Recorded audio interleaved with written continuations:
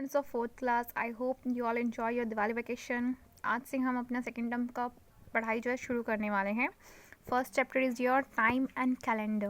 Okay, so इसमें आपको let's begin में एक बहुत ही इंटरेस्टिंग सी स्टोरी दी हुई है। इसमें क्या रहता है, एक बहुत ही बेवकूफ़ राजा रहता है। ओके, फुलिश किंग है, उसकी स्टोरी है।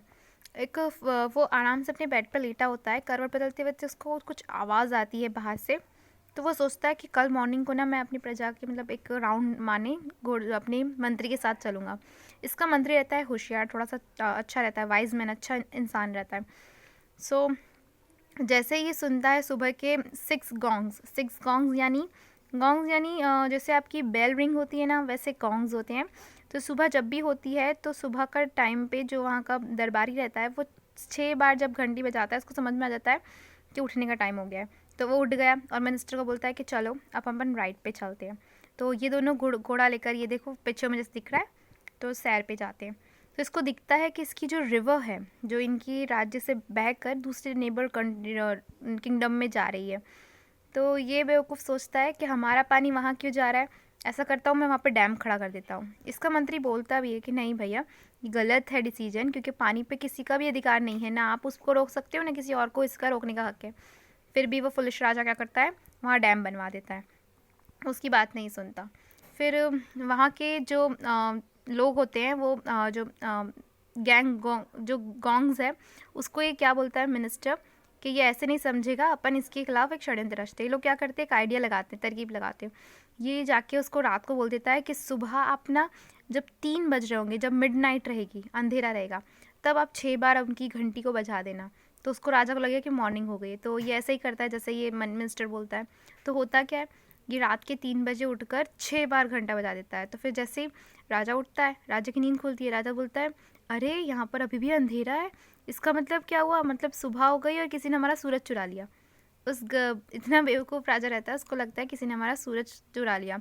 अब इसने क्या किया था कि पड़ोसी राज्य का पानी बंद किया था, तो उसको लगता है कि वो पड़ोसी राज्य ने ये काम किया है। तो ये क्या करता है, जाकर वहाँ पर उन लोगों का डैम तोड़वा देता है और बोलता है कि हमारा सन लौटा दो। जैसे ही मॉर्निंग होती है तो सन अपने आप निकल आता है। सो ऐसे मिनिस्टर ने अपने राजा को सबक सिखा दिया। सो कितने ईजी तरीके से ये सिखाया। तो यहाँ पे आपको क्वेश्चन क्या पूछा है कि उनको कैसे पता चला कि गांव वालों को कि यहाँ पे सुबह 6 बज रहे हैं। तो वो एक गैंगमॉन्ग रहता है जो 6 बार घंटे बजाता है, तो समझ में आ जाता है। अच्छी लगी story. What about your second page. Second page पे आपको क्या दिया है, सेकंड पेज पे आपको ये एक कैलेंडर दिया है जो 2007 का है, दिख रहा है ऊपर लिखा हुआ। सो यहाँ पर बहुत सारे बच्चे दिए हुए हैं, इनकी आपको नाम वाइज इनको जमाना है कि कौन छोटे से बड़े को जमाना है, कि सबसे छोटा कौन है, सबसे बड़ा कौन है।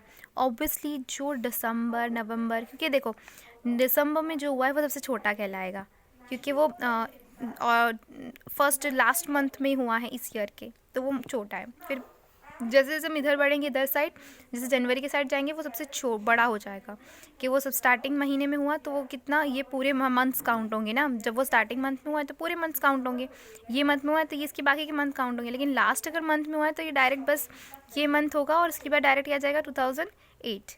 इसलिए हमको क्या करना है, उल्टा इसको जमाना है। तो यहाँ पर मैंने देखा कि सबसे पहले दिसंबर में कौन हुआ, रुचित हुआ, तो वो पहले आ गया क्योंकि वो सबसे छोटा है। फिर उसके बाद हुआ है 7th मंथ में प्रियाली, तो प्रियाली को मैंने लिख दिया। फिर 6th मंथ पे हुई जैन, तो जैन को लिख दिया। फिर 2nd मंथ में हुई जसप्रीत, यानी फरवरी, तो जसप्रीत फरवरी में हुई थी। फिर जनवरी वाले को मैंने फर्स्ट लास्ट में रखा। ओके, सो यहाँ पे अपन लाते हैं अपनी एक्सरसाइज पे। लेट्स ट्राई वन पे फर्स्ट क्वेश्चन है कि 7th मंथ क्या होता है। तो 7th मंथ आप काउंट करो, जनवरी फरवरी मार्च अप्रैल मई जून जुलाई। क्या आया, जुलाई, तो यहाँ लिखना है जुलाई। 20 अक्टूबर को 2007 में क्या था, सैटरडे था या संडे था। तो ये आप इस कैलेंडर में देख लीजिए कि अक्टूबर में 28 में क्या है, तो आप यहाँ लिख सकते हैं कि सैटरडे था। नेक्स्ट इज़ ये कौन से टाइम का था, तो ये कौन सा वीक था, तो आपको 3rd वीक था। कंप्लीट दिस, तो आपको ये दिया हुआ है कैलेंडर, इसके थ्रू आपको कंप्लीट करना है। कैसे करना है, पहले पूछा सितंबर में कितने डेज़ होते हैं। सितंबर में कितने डेज़ दिए हैं, 30, तो आपने 30 लिख दिया। 24 सितंबर को क्या है, 24 सितंबर को था सैटरडे। कैलेंडर देखते सब बच्चों को आता है, अगर नहीं आता है तो बच्चों सीखो, बहुत काम की चीज़ है ये। अब ऐसा करना प्रैक्टिस के लिए, अब 2020 के कैलेंडर से यूज़ करना होगी कि अभी आगे आने वाले हफ्तों में कौन से कितने हफ्ते हैं, कितने दिन हैं, कौन सा डे है, ऐसे। फिर there are 5 Thursdays dash Thursdays in September. अब सेप्टेम्बर में कितने थर्सडे हैं? तो थर्सडे वाला पैराग्राफ, ये तो ट्यूसडे है, वेडनेसडे, थर्सडे. तो थर्सडे वाले में आप काउंट करो कितने हैं. 1 2 3 4 5. यहाँ पे आंसर आ गया 5. The last day of September is on. आखिरी दिन किस दिन था? आखिरी डेट थी हमारी फ्राइडे को. तो I have write here Friday. Okay. There are dash days in January. जनवरी में कितने दिन होते हैं? 31.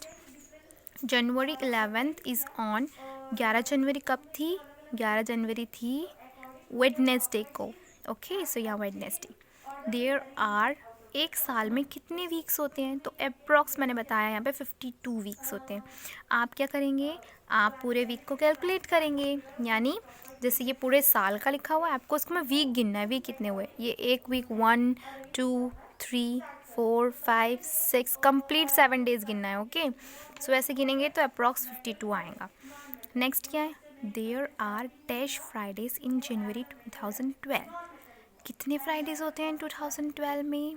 जनवरी 2012 के फ्राइडेज काउंट करो. 1 2 3 4. Just write here 4. In third day of January is on. Third day जनवरी का कब था? Tuesday. Tuesday. Your homework is कि आप कैलेंडर में 2020 का देखो और मुझे अब बताओ कि 2020 मंथ यानी ये 21 आने में कितने दिन बचे हैं. ओके, बताते हैं, देखते हैं कौन सबसे पहले आंसर करता है. Good bye, love you. मिलते हैं नेक्स्ट क्लास में.